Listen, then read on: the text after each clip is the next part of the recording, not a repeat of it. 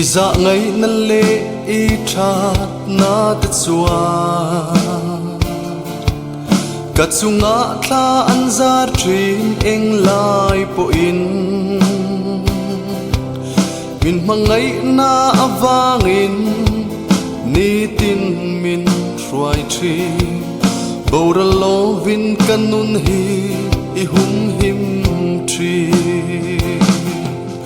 Avamak em lalpa avalu Imangay na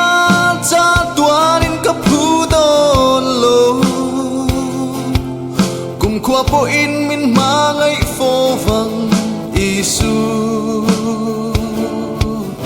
Imangay na nitin ni na zual zelang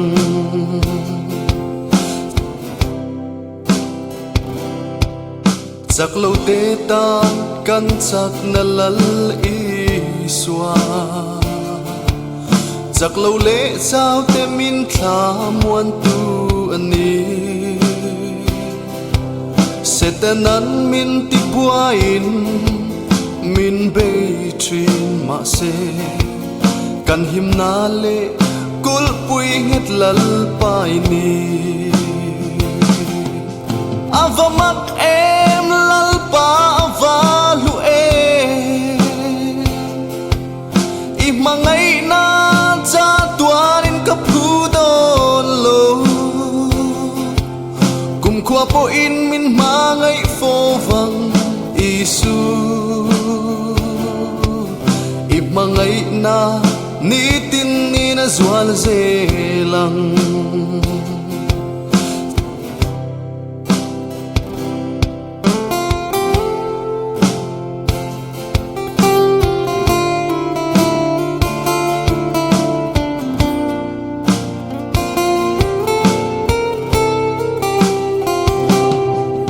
Lalpa nang chu min veng tu inisi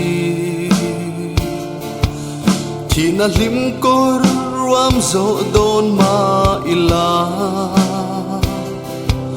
Thil tha lo reng ka lao lo nang I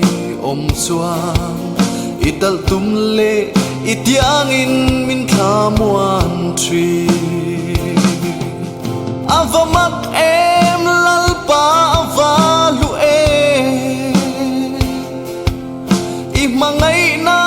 cha tuanin kapudon lo Kumkwa po in min mangay fovang isu Imangay na nitin ni na zual zelang